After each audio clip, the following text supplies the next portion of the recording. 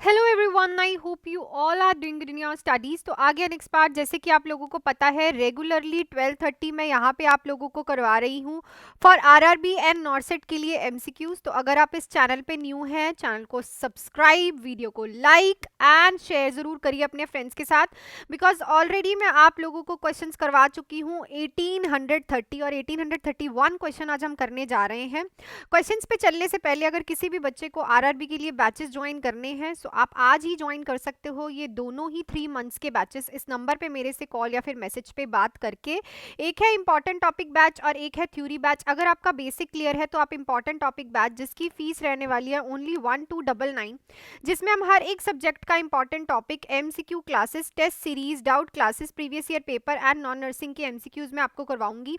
और अगर आपको बेसिक क्लियर करना है तो आप बेसिक वाला anatomy and physiology, all subjects की थ्योरी, इसमें भी important topic, MCQs, test series, doubt classes, previous year paper and non nursing के एमसीक्यूज, कोई भी बैच आप फटाफट से इस नंबर पे कॉल या फिर मैसेज करके मेरे से बात करके आज ही ज्वाइन कर सकते हैं। स्पेशली फॉर आरआरबी एंड नॉर्सिट के लिए भी बैचेस शुरू हो गए हैं, तो डिले मत कीजिएगा और फटाफट से जुड़ जाइएगा नर्सिंग एग्जाम कंटेंट के साथ, जिसमें मैं आपको खुद से स्टडी करवाती हूँ हर एक चीज़ की।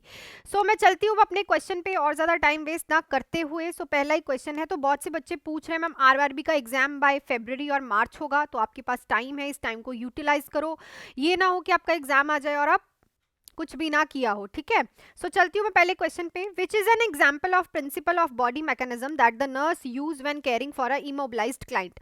अगर एक नर्स है, इमोबिलाइज्ड क्लाइंट का केयर कर रही है, इनमें से कौन सा प्रिंसिपल बॉडी मैकेनिज्म का जो है वो यूज करेगी, ठीक है। ऑप्शन है आपके पास, bending at the waist to provide the power of for lift, placing the feet apart to increase the stability of the body, keeping the body straight when lifting to reduce the pressure on the abdomen, relaxing the abdominal muscles while using the extremities to prevent strain।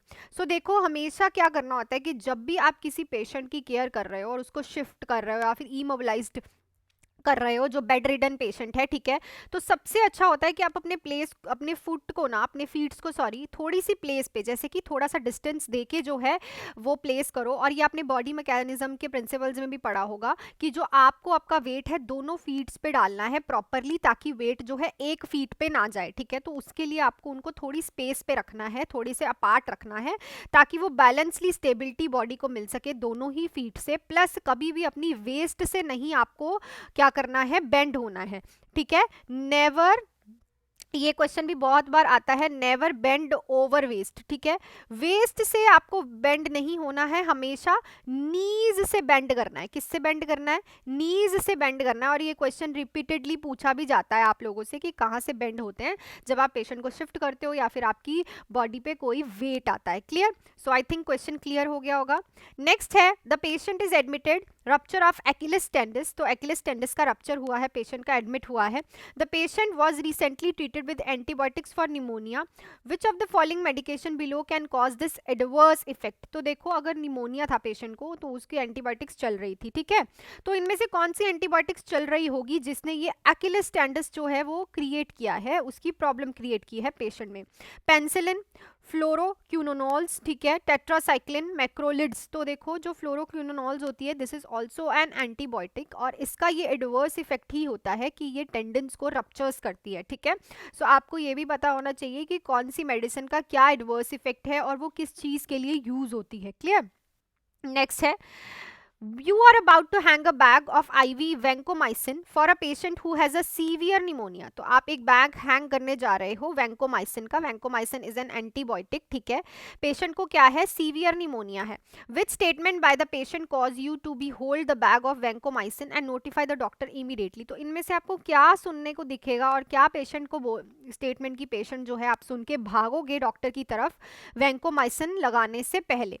I am seeing yellow holes around the lights, the mouth tastes like metal, my head hurts, I have this constant ringing in the ear, so tinnitus, ठीक है। vancomycin का एक adverse effect और reaction होता है, that is your tinnitus, ठीक है। अगर आपको tinnitus का सुनने में आ रहा है, पेशेंट कह रहा है कि मुझे लग रहा है कि मेरी जो ईयर्स हैं उसमें कोई रिंग कर रहा है, उसमें कोई बेल कर रहा है, तो आप फटाफट से दौड़ोगे डॉक्टर के पास वैंकोमाइसिन लगाने से पहले, ठीक है। tinnitus is the right option। if patient says कि I have this constant ringing in the ears, then आपको vancomycin नहीं लगानी है। क्लियर? नेक्स्ट है, a client with the chest injury has suffered flail chest, the nurse assess the client for which most distinctive sign of flail chest.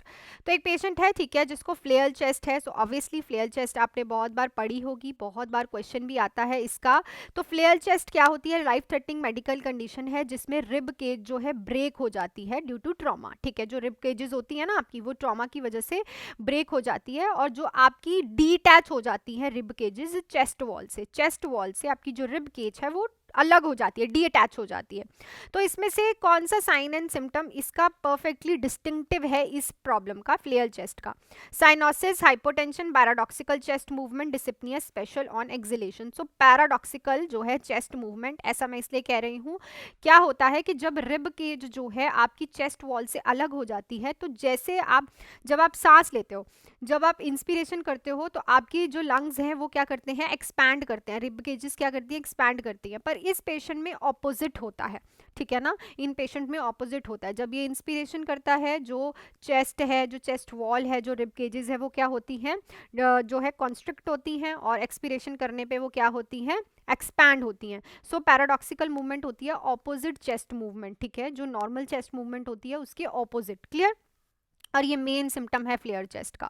Next है, the nurse is assessing a client with a multiple trauma who is at risk for developing acute respiratory distress syndrome, the nurse should assess for which earliest sign of acute respiratory distress syndrome. तो एक patient है, ठीक है, उसकी multiple trauma है, patient को acute respiratory distress syndrome होने का खतरा है। तो इसमें से क्या चीज आप देखोगे जो कि अर्ली साइन है रेस्पिरेटरी डिस्ट्रेस सिंड्रोम का? Bilateral wheezing, inspiratory crackles, intracostal retraction, increase respiratory rate. So obviously अगर पेशेंट को टैकीकार्डिया हो रहा है, पेशेंट बहुत ज़्यादा तेज़ी से सांस ले रहा है, तो इट मीन्स पेशेंट को सांस नहीं आ रही, जिसकी वजह से वो सांस लेने की कोशिश कर रहा है, उसका हार्ट तेज़ तेज़ से धड़क रहा है। टैकीकार्डिया, सॉरी टैकीपिनिया, सॉरी टैकीकार्डिया लिख दिया मैंने, इसको ठीक कर लेना, इट्स अ टैकीपिनिया। सो टैकीपिनिया आपको बताएगा कि पेशेंट को एक्यूट रेस्पिरेटरी डिस्ट्रेस सिंड्रोम जो है वो हो रहा है। क्लियर? सो नेक्स्ट क्वेश्चन पे चलने से पहले मैं थोड़ा सा आप लोगों को बैचेस के लिए बता दूं। बच्चे, बहुत से बच्चे कह रहे हैं कि मैम अब हम कौन सा बैच ज्वाइन करें। तो देखो 3 मंथ्स की अप्रॉक्स आपके पास अब रह गया है। आरआरबी के लिए 2 बैचेस हैं। अगर आपका बेसिक क्लियर है, देखो अगर बेसिक क्लियर है तभी इस बैच की तरफ जाना, जो कि इंपॉर्टेंट टॉपिक बैच है, जिसकी फीस है 1299। इंपॉर्टेंट टॉपिक्स इसमें करेंगे हम MCQs, test series, doubt classes, previous year paper and non nursing के एमसीक्यूज में आपको करवाऊंगी। प्लस अगर अभी भी टाइम है आपका बेसिक क्लियर करने का, तो आप ये बैच ज्वाइन कर सकते हैं जिसकी फीस है 2299। 3 मंथ्स का ये batch full fledged live and recorded रहेगा, जिसमें बेसिक एनाटॉमी एंड फिजियोलॉजी से theory, important topic, MCQs, test series, doubt classes, previous year paper and non nursing सब करवाया जाएगा। जो क्लासेस हैं वो लाइव प्लस रिकॉर्डेड रहेंगी, रिकॉर्डिंग्स भी आपको मिलेंगी एंड लाइव क्लासेस भी रेगुलरली मिलेंगी। आप मेरे से इस नंबर पे आज ही कॉल पे या फिर मैसेज पे बात करके ज्वाइन कर सकते हो। डीले मत करो, बिकॉज ऑलरेडी बहुत ज़्यादा टाइम निकल चुका है। बहुत से बच्चे ये सोच रहे हैं पेपर से पहले नहीं हो पाएगा सब कुछ क्लियर, तो पेंडिंग बहुत कुछ बच जाएगा, तो अभी से ही आप ज्वाइन कर सकते हैं।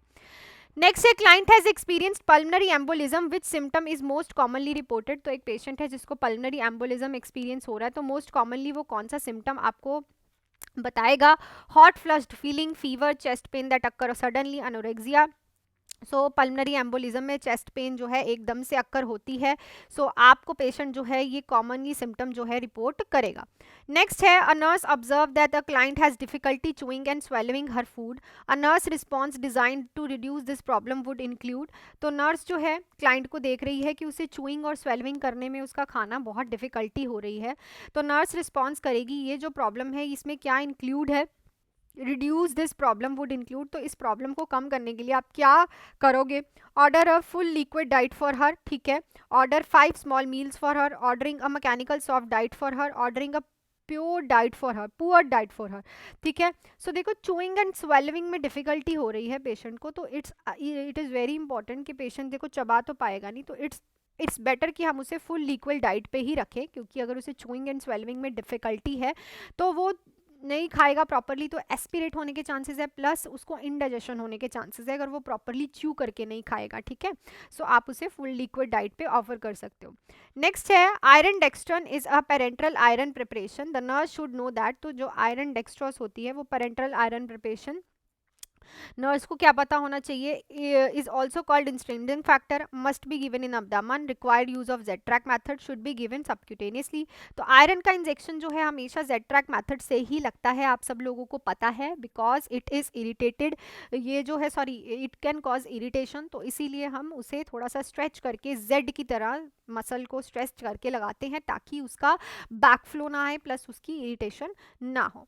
नेक्स्ट है cardiac output is increase in a cause of, in case of, तो जो कार्डियक आउटपुट है वो किस केस में इंक्रीज होती है, शॉक में, अरिदमिया में, कंजस्टिव हार्ट फेलियर में, हाइपोक्सिया में।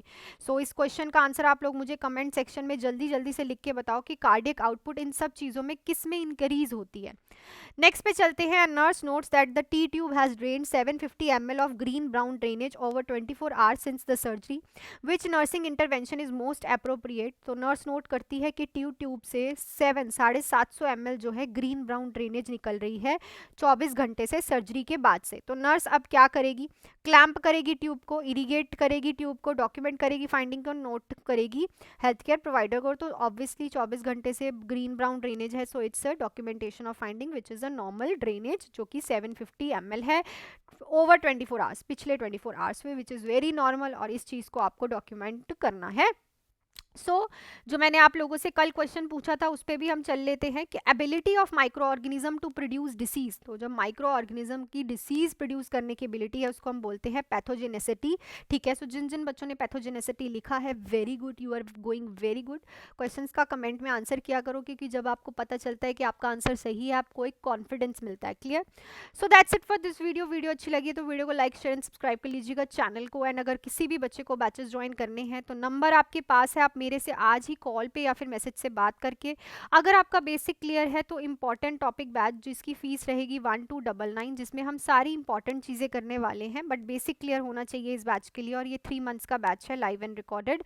और अगर आपको बेसिक भी क्लियर करना है तो 2299 का थ्योरी बैच, जिसमें हम बेसिक से स्टार्ट करके हर एक चीज़ को कवर करेंगे, प्लस नॉन नर्सिंग के दोनों ही मैं बैचेस में एमसीक्यूज अच्छे से आपको करवा रही हूँ। Live and recorded and 3 months के बैचेस आपके सामने हैं, डीले ना करते हुए आज ही ज्वाइन कर सकते हो। So that's it for this video, मिलती हूँ नेक्स्ट वीडियो में। Till then do hard work, make your parents proud and all the best.